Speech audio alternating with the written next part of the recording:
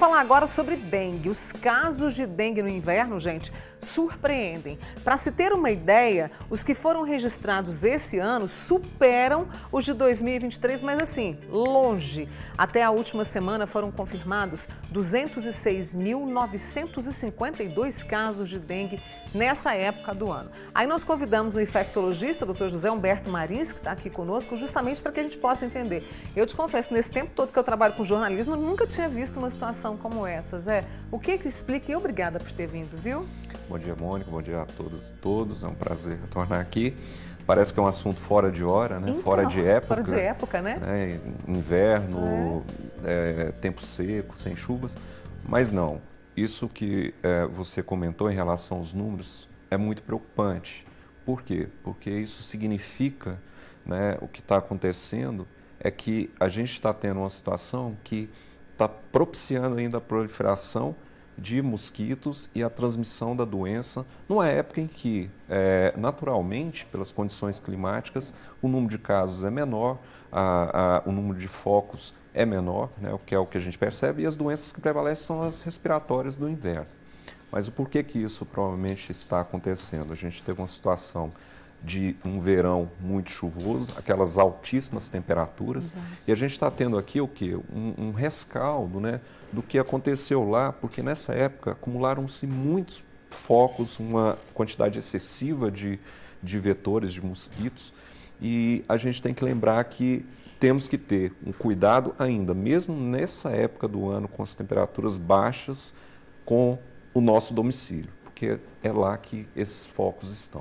Em lugares que às vezes a gente nem olha durante o nosso dia, não é, Zé? Exatamente. E algo que é importante dizer que, por essa questão do ciclo de vida do mosquito, o que acontece? Quando ele coloca os ovos e que tem a situação de água, aquilo ali vai proliferar, vai eclodir, vai virar um mosquito. Quando não tem a umidade, a água, esses ovos eles podem ficar aderidos, grudados em superfícies, por exemplo, dos locais que os animais alimentam, nas plantas.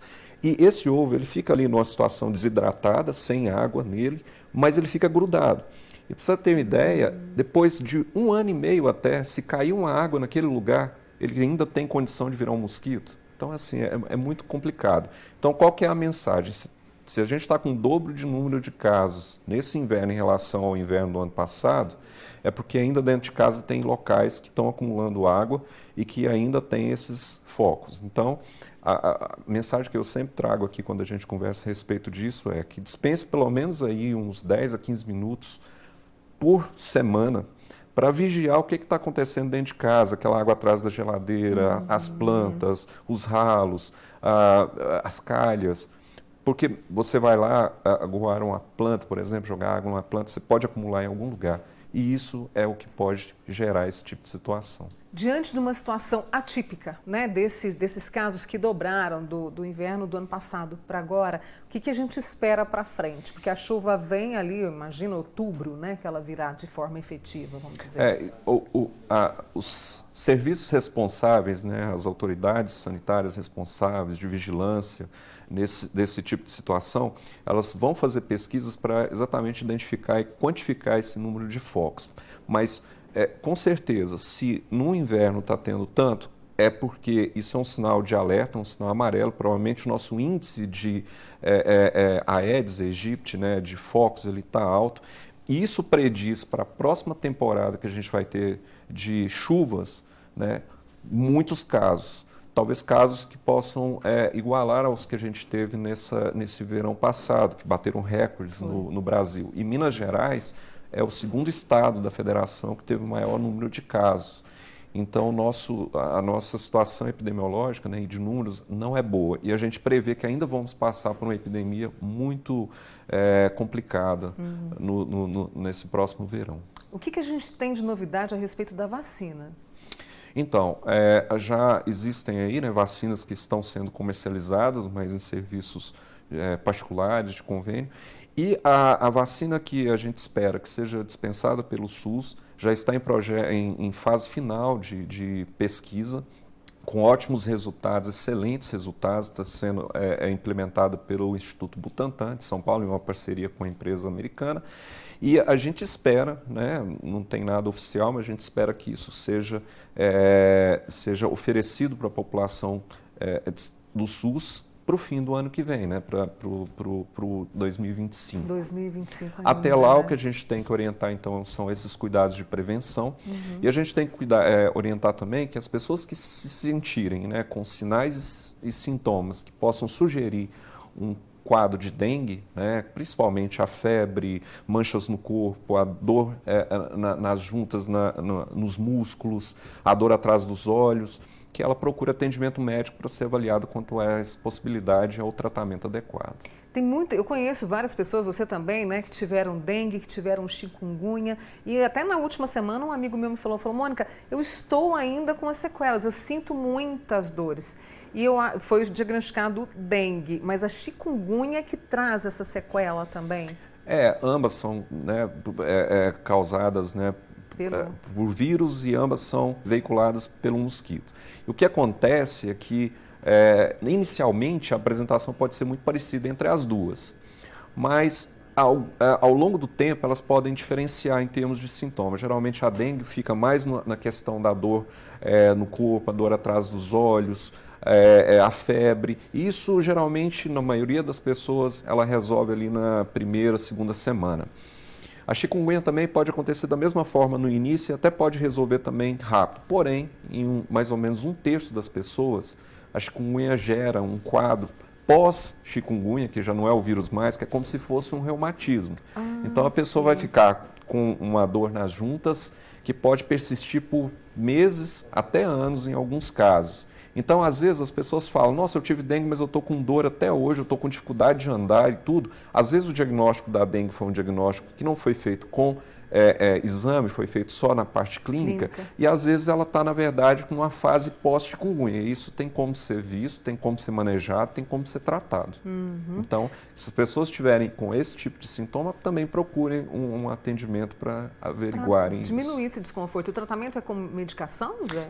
Nesse caso da chikungunya, que passou e que deixou esse reumatismo, aí o tratamento é voltado para desinflamar principalmente as juntas do corpo e deixar essa pessoa com a possibilidade de menos dor nesse caso. Então, existem medicações específicas nesse caso, um controle e um acompanhamento. Deixa eu trazer aqui a pergunta de algumas pessoas que estão participando conosco. A querida Marlene Brandão, ela pergunta o seguinte, onde ficam os mosquitos? Por exemplo, ela falou, o mosquito fica na árvore? Olha a dúvida, né, que as pessoas têm em relação ao Aedes. Na verdade, os mosquitos eles são de ampla distribuição no ambiente, né? O Aedes em si ele tem uma particularidade de, no caso a fêmea, porque é a fêmea que vai em busca do sangue para maturar os seus ovos, né? O mosquito macho ele não tem essa característica, mas ela tem o aspecto, né, a característica de procurar isso geralmente nas primeiras horas do dia, as últimas horas da tarde ali, quando ela fica mais apta e atrás de sangue. Então é um mosquito que tem essas características. Fora desses momentos, a gente não costuma ver, porque eles realmente ficam escondidos em locais onde tem plantas, em locais onde não tem tanta iluminação também, que eles também têm uma certa dificuldade de ficar ali.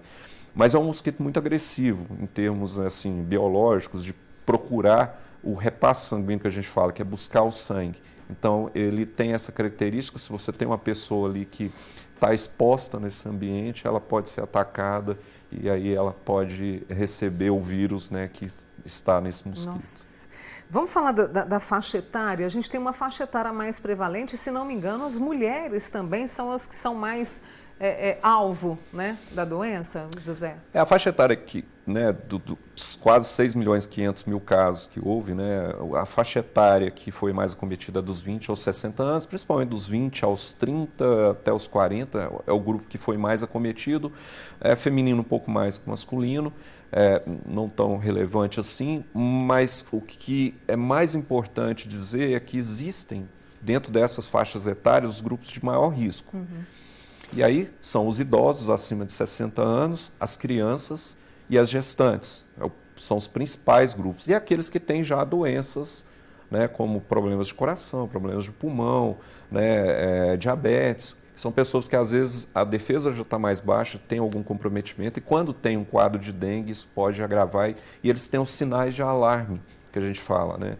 Que é quando a dengue está caminhando por um caminho ruim, né? Para agravamento. Então aquela pessoa que começa a ter desmaio, tontura, começa a ter muita dor na barriga, começa a ter sangramentos, né? Então, nesses casos, com esses sinais de alarme, é um momento em que precisa ainda mais procurar uma assistência médica. Deixa eu trazer aqui, olha, a Lúcia tem uma amiga que teve chikungunya e aí, lembra que a gente comentou aqui sobre as dores, né? Principalmente no joelho. Está tomando medicamento, mas não está adiantando. Aí é preciso verificar com o profissional para mudar essa medicação? Isso é possível? Exatamente, porque quando há essa situação, o manejo dessa inflamação, ela é escalonada. Você começa com anti-inflamatórios de categorias mais leves e vai ampliando isso à medida que a pessoa vai respondendo. Às vezes alguns respondem com esse primeiro manejo inicial. Agora, aquelas pessoas que persistem, aí devem realmente voltar e procurar a assistência no retorno. Para quê? Para que, às vezes, a categoria dessa medicação seja ampliada e a potência também. Então, eu já vi casos em que a resposta é com pouco uso de medicação, com os mais simples, e outras que precisam realmente de medicações e tempo mais prolongado de acompanhamento. Mais uma pergunta para você. A nossa amiga Fátima teve dengue, foi diagnosticada com dengue, né? Está se recuperando. Agora, ela percebeu que com a dengue veio uma gripe, segundo ela, que não sara de jeito nenhum, Zé. Tem alguma coisa, alguma ligação? O que eu já percebi, assim, algumas pessoas quando tem quadros de viroses, e aí não vamos incluir só a dengue, outras viroses, inclusive essas comuns do dia a dia, deixam algumas partes do corpo, principalmente essas que são mais expostas, como as mucosas das vias respiratórias, do intestino, mais suscetíveis, mais propícias a ficarem com mais inflamação. Então, às vezes, aquela pessoa passa por um quadro, uma virose, uma dengue assim, e fica com a sensação de que ela está sempre com irritação, sempre com um tipo de alergia. Isso, às vezes, foi porque essa área do corpo está mais sensível. Então, quando entra em contato com alguma poeira, alguma coisa assim, aquilo ali irrita e a pessoa fica tendo a impressão que ela está, na verdade, resfriada ou gripada mais tempo. Porém, a recomendação, a mensagem nesse caso se há esse tipo de percepção, né, de sinal, procure um atendimento para ver se aquilo ali é algo que precisa só do manejo de uma alergia, a pessoa fica ali com a necessidade de um antialérgico, alguma coisa assim, ou se ela realmente está com uma infecção viral que precisa também ser acompanhada da forma adequada. A gente está trazendo todas essas informações e já pensando em 2025, nós temos investimentos não só de Minas Gerais, mas no país todo. Semana passada o Ministério da Saúde, né, trouxe aí alguns recursos para os estados e essa atenção nossa, né, o que a gente precisa para mudar, sabe? Está pouco ainda na sua avaliação, você que acompanha? Na verdade, o que eu acho é que o combate à dengue é um combate que tem que envolver todos os setores e a população. Então, a população faz a sua parte na questão da prevenção e na questão de observar os sinais e sintomas, e os gestores e os gerentes de saúde pública têm que organizar as instituições, organizar a estrutura da rede para receber essas pessoas que estão doentes e também para fazer a vigilância e tentar reduzir o número de casos. Como isso? Contratando mais profissionais, mais agentes comunitários para fazer vigilância domiciliar, utilizar as ferramentas que a gente tem hoje para diminuir a quantidade de mosquitos, né, como o conhecido, né, Fumacê, e também hoje existe a tecnologia que está sendo implementada, inclusive aqui em Minas Gerais, de usar os mosquitos que são geneticamente modificados para evitar, né, que eles transmitam e tenham produção de ovos, né, para diminuir o número de casos também. Então, Mônica, na minha visão, tem que ser toda uma parceria de população com Estado. Na minha opinião, isso ao longo, principalmente da pandemia, da Covid que a gente passou e tudo, essa rede toda foi desestruturada, ela sofreu com isso. Então a gente ficou aquém desse tipo de combate, principalmente da parte ali de gestão e gerência. Agora eu acho que os olhares estão sendo mais voltados para isso, porque a gente passou pela maior epidemia agora, né, desse ano agora. Então eu acho que eu estou pensando de forma positiva, que isso vai ser melhor organizado para a gente ter menos impacto, menos morte no ano que vem. E eu sempre vou contar com você, viu, Zé? Sempre vou contar com a sua agradeço a oportunidade de falar de algo que não é da época, né, mas que a gente tem que sempre alertar a população para ela ficar constantemente em vigilância. Em vigilância. Muito obrigada, viu? Esse é o Dr. José Humberto Marins, infectologista, com a gente aqui hoje. Compartilhe essa entrevista que você pode rever lá no nosso canal do YouTube. Vai compartilhando com todos, porque ele trouxe informações aqui muito importantes para a nossa vida, viu? Obrigada, Zé. Boa semana, tá? Eu agradeço novamente. Obrigada.